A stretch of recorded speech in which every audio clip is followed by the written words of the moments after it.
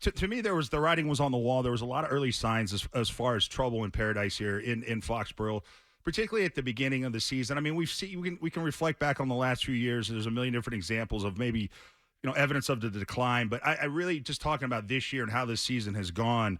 I think worse than a lot of us ever maybe imagined. But there were clear signs that there were issues, and it goes all the way back to minicamp. And I'll never forget all the information that was kind of coming in right around minicamp was to me a little bit jaw dropping, and really kind of told me that this could be potentially a really bad season. Now, did I see it being this bad? No, but I anticipated maybe a 7 or 8 win team, which is obviously for around here is pretty bad. But I just think at this point it is pretty evident and clear.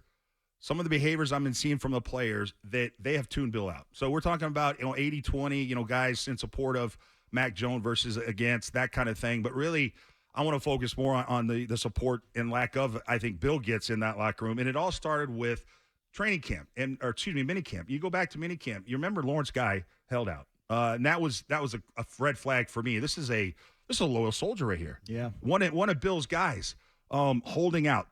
Big time red flag. Trent Brown misses the first day of training of minicamp because a flight got canceled due to a hailstorm. And no surprise, I said that the offensive line was going to be their biggest undoing for this team. And I think it's probably in the top 3 reasons why the season is where it's at. And it all started with Trent Brown. Him not showing up on time for minicamp, to me, set the tone for this season, and particularly that unit in particular. Pass pro for the Patriots is the worst of any team in the last 4 years. Trent Brown, you get to training camp. Trent Brown essentially has a hold-in, much like Stephon Gilmore did, where he gets rewarded a bump in pay for this year. It's just moving money from next year's contract into this year. His ability to leverage the team to get a bump in pay, considering his attitude from last year and the start of this year, should have told you kind of everything of where this season was gonna head. And I've heard from people that coaches inside the building even have acknowledged that Trent Brown had leverage, knew it, and used it, okay? Jack Jones, he gets caught bringing guns into the airport. Jack Jones walks off the practice field. Jack Jones is sulking on the sideline. Jack Jones is late to a meeting the night before the Washington game, and he's still on the team. Still on the team. Kayshon Boutte, probably 6 weeks ago, tweets out, "Free me," on social media. He's a rookie.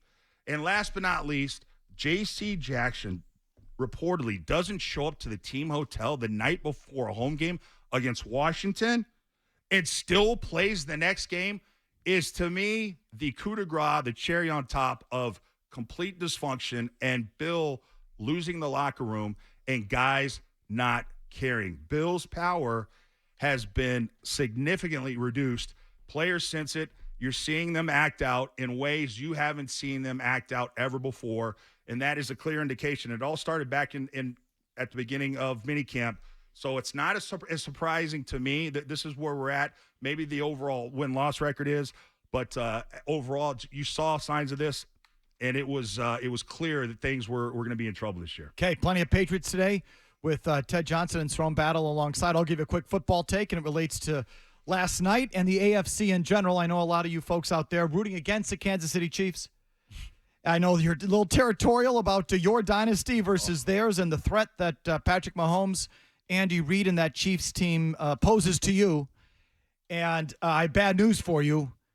I wouldn't look at the AFC standings, and I wouldn't look at the landscape across the AFC, because it is lining up for the Chiefs just like it was 2016 and you're the New England Patriots. Everyone else sucks or is hurt, and you got home field, and get ready for a Saturday night tomato can game and a home AFC title game, and that's sort of the default. And, get out your anti-Chiefs rabbit's feet and all the stuff that you use to root against the Chiefs. Because you look at it, who's the threat? Cincinnati was the big threat, right? Well, Joe Burrow's got a wrist. You can pretty much forget about that. Baltimore looks legit this year, no doubt about it, except Mark Andrews. He goes down last night. I'd say Mark Andrews, the tight end, is maybe their second most important player. Second most important player on that offense. Without question. 6 touchdowns this year, yep. I mean, that's That's Lamar Jackson's guy. He goes down for Baltimore. You believe in Buffalo? At 5-5, look at their schedule. They might not make the playoffs. Miami, okay. Miami going to go to Kansas City in January? Is that Miami team ready to do that? You tell me. Jacksonville? Didn't they do that last year? Was it Jacksonville in there in the AFC title game? You going to do that again?